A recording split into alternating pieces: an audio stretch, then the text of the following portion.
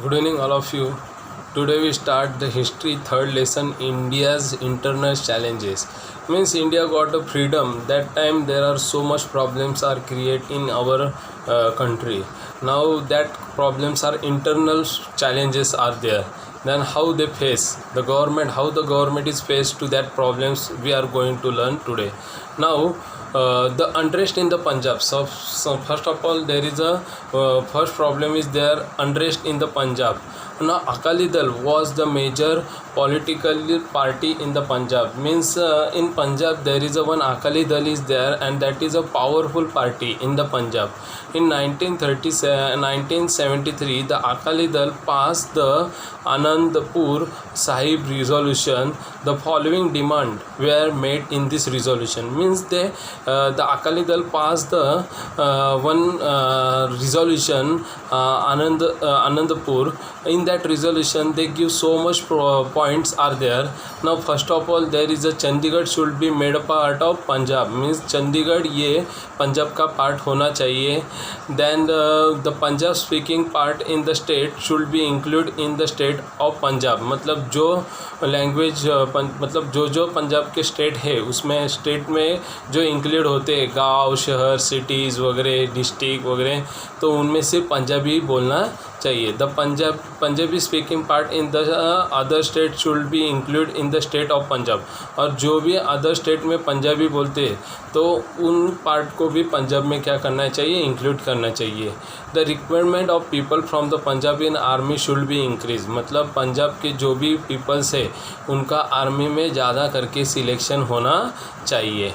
Now and more autonomy should be given to the state of Punjab. Akali Dal came to power in Punjab 1977. While taking charge, they asked for the larger share of river water for the Punjab, holy city status for the Amritsar. मतलब उन्होंने क्या किया था, जो हॉली city था उसको, उस अमृतसर को उन्होंने क्या नाम देने को बोला, हॉली सिटी कहा कहने को कहा.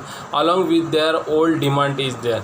इन 1980 the movement for the independent Khalistan took in the root Punjab. मतलब जो भी खालिस्तान का जो इंडिपेंडेंट खालिस्तान चाहिए हमें, इसका जो सबसे पहले प्रयोग किया गया वो पंजाब में ही हुआ. During that period, the leader of the Akali Dal was Sant Harcharan Singh Longwal. He used to direct his activities from the Golden Temple to stag the protest. मतलब उसने अपनी मांगे पूरी करने के लिए डायरेक्टली गोल्डन टेम्पल में ही क्या किया, प्रोटेस्ट किया. On the other side, the Golden Temple arm followers start gathering around the Sant Khalistan supporter Sant Jarling Singh Bhindranwale. During that period, the terrorist activities had begun. मतलब उस time ही क्या हुआ, वो जर्लिंग Singh भिंद्रावाले. During that period, there is a terrorist activities began, and भिंद्रावाले was arrested in 1981. मतलब जो भिंद्रावाले थे उनको 1981 में अरेस्ट किया. Accused of the murder of newspaper editor. उन्होंने न्यूज़पेपर एडिटर का क्या किया था, मर्डर किया था. लाला Jagat Narayan. After his incident the situation was send. मतलब वो सिचुएशन बहुत ही ख़राब हो गई उसको अरेस्ट करने के बाद. Due to this development president rule was imposed in the Punjab in 1983. मतलब राष्ट्रपति लागवट क्या हुई, पंजाब में लागू हो गए. Bhindranwale went to stay at a religion place called Akal खंत. और भिंद्रावाले को किधर गए, वो religious place call Akal Takht. Bhindranwale follower capture the Golden Temple. मतलब भिंद्रावाले के जो फॉलोअर्स थे उन्होंने क्या कर दिया, गोल्डन टेम्पल कैप्चर किया. Barrack side of the sand bag over them the are look like a fort. और उन्होंने क्या किया, पूरा है ना फोर्ट के जैसा उधर क्या किया, सब है ना सीमेंट के गोनी वगैरह रख के क्या किए, फोर्ट के जैसे वो दीवार बनाए. This greatly disturb the peace in Punjab. और उसके कारण वो ये पंजाब में जो पीसफुल था उसको भ्रष्ट करने वाला एक काम था. It was a major challenge to Indian democracy. और ये इंडियन डेमोक्रेसी को बहुत बड़ा चैलेंज था. Operation Blue Star. The main task of getting the terrorists out of the Golden Temple was entrusted to Major General Kuldeep Singh Barbar. On this morning of 3rd June 1984, the mission Operation Blue Star started. मतलब Operation Blue Star is against the Golden Temple, that Bhindranwale's follower captured that Golden Temple na. For that day, the government apply one operation. That operation is called Blue Star, and that major is there Kuldeep Singh Barbar. Now there is a 3rd June when that Blue Star operation is held. 3rd June 1984, the mission Operation Blue Star started. The operation ended in 6th June. In this military operation, the Indian Army functioned with a great resistance. The operation ended with the death of the भिंद्रावाले. मतलब ये operation का जो and है वो कैसे हुआ, भिंद्रावाले को मार के. And other terrorist in the 1986 an operation had to be conducted against the terrorists in the Golden Temple once more. It was called the Operation Black Thunder. After this action was taken, the process of establishment of peace in the Punjab picked up momentum. Means when these two operations are completed in Punjab, Blue Star and Black Thunder, that time there is so much peace is maintained in the Punjab. Now issue concerning the Northeast India. Now there is issues are concerning with the Northeast India. Northeast India consists of the 8 states of Assam, Arunachal Pradesh, Manipur, Meghalaya, Mizoram, Nagaland and Sikkim and Tripura. Means north east India में 8 state है. उसमें सबसे पहले Assam, Arunachal Pradesh, then Manipur, Meghalaya, Mizoram, Nagaland, Sikkim and Tripura, ये state है. International border of the India touch each of the state to varying the extent. मतलब international border क्या हुई, ये 8 स्टेट को क्या किए, टच हुई है. This state are different with respect to ethnicity, language and cultural diversity. Means this all 8 states are different from each other, and there is so much diversity in the cultures also.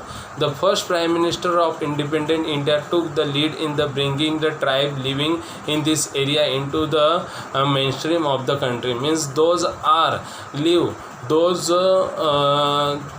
those tribal peoples are live in this area that Pandit Jawaharlal Nehru want them to come here. Means mainstream of the country.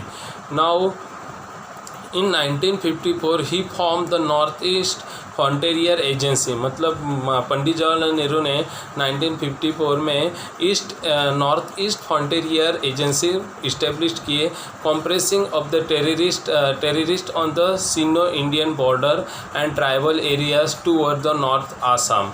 Nehru took the position of the bringing about the development of the hundreds of tribal in this part while preserving their culture.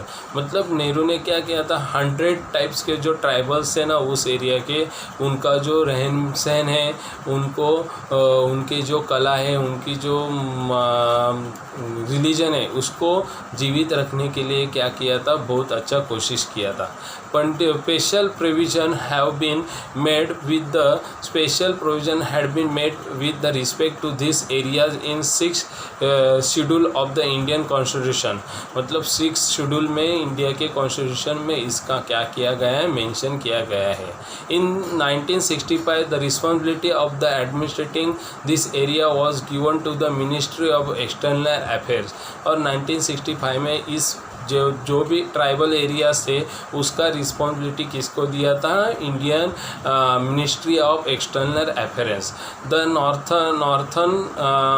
North eastern council act 1971 suppose to be advise the central government regarding the aspect of common interest in the economy and social sphere, interstate transport, electricity and fluid control.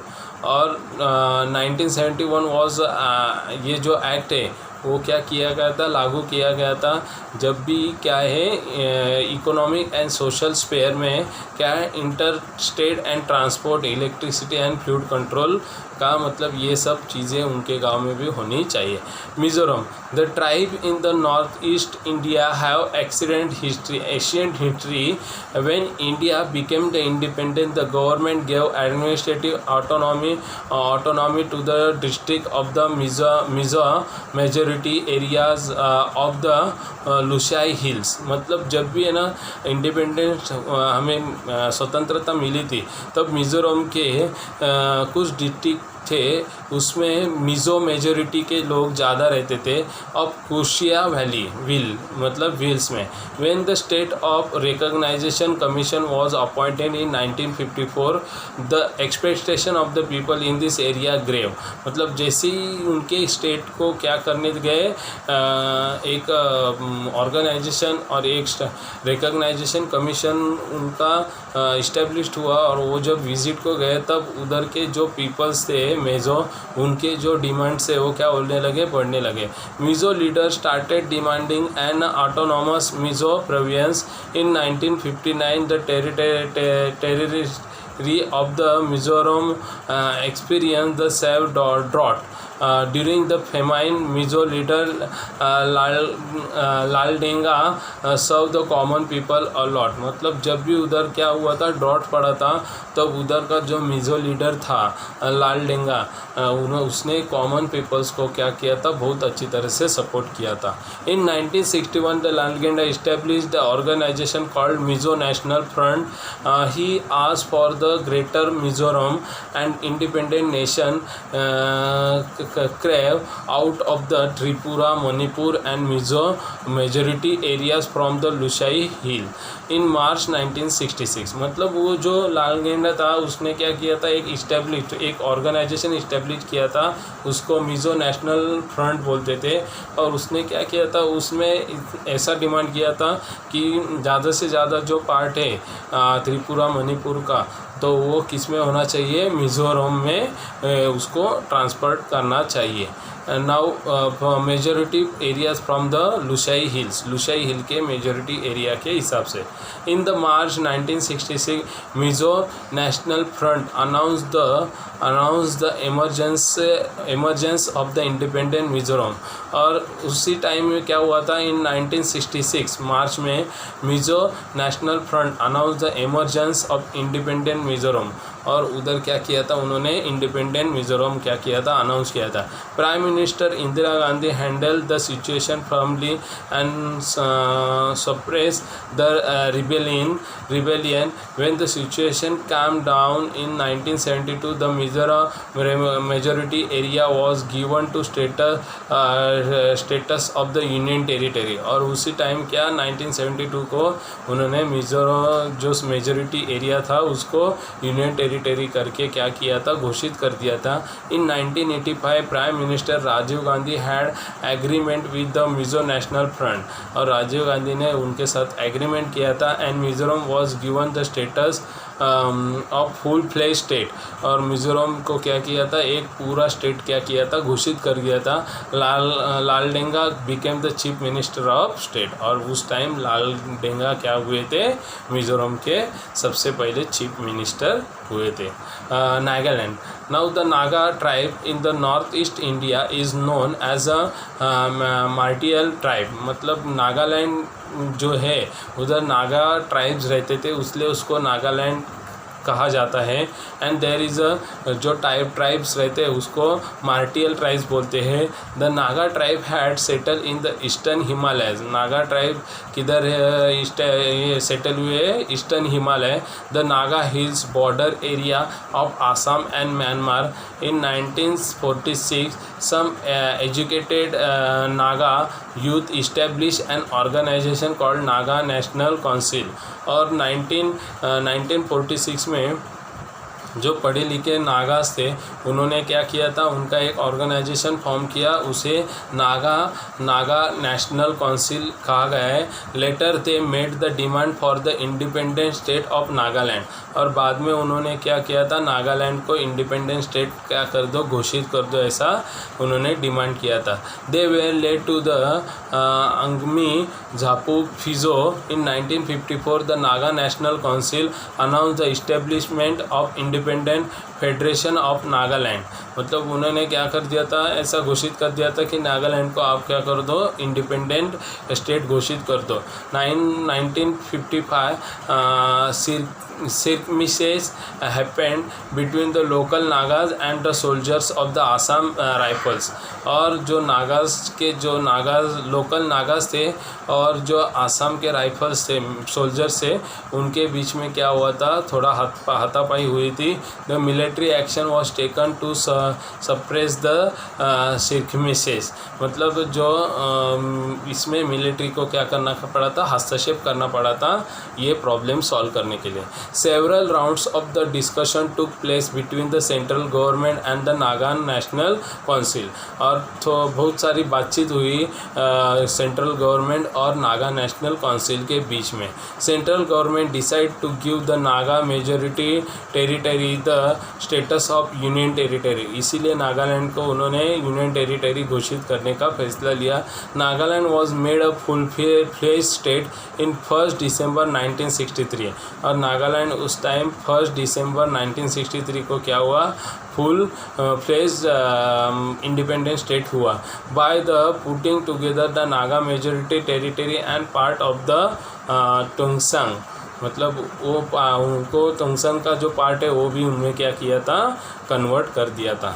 Now Assam, in 1983 there was an instant agitation staged by all Assam Student Union and Assam Ganga Shram Parishad over the question of the dominance in Assam of Bengali migrate. Now in 1983 there was an intense agitation staged by all Assam Student Union, मतलब जो 1983 में आसाम में बहुत हलचल हो गई, और उसमें सबसे इम्पोर्टेंट पार्ट था जो आसाम स्टूडेंट्स थे और आसाम गंगाश्रम Parishad, the question of dominance in the Assam of Bengali migrate, मतलब जो बंगाली माइग्रेट हुए थे उनके लिए। In 1985 the prime minister Rajiv Gandhi, central home minister Shankarrao Chavan and Assam leader Prafulla Kumar Mahanta signing in accord it was decided to send the Bangladeshi citizen who had infiltrated in the Assam back to their original places, मतलब जो भी बांग्लादेशी आए थे आसाम में, उनको उनके state में वापस भेजना चालू किया था। In 1986 election were held in Assam legislative assembly, the Prafulla Mahanta of the Assam Gana Parishad became the new chief minister, मतलब असम गण परिषद के जो मेंबर्स थे प्रफुल्ल कुमार मोहतो वो क्या बने थे, सबसे पहले चीफ मिनिस्टर बने थे।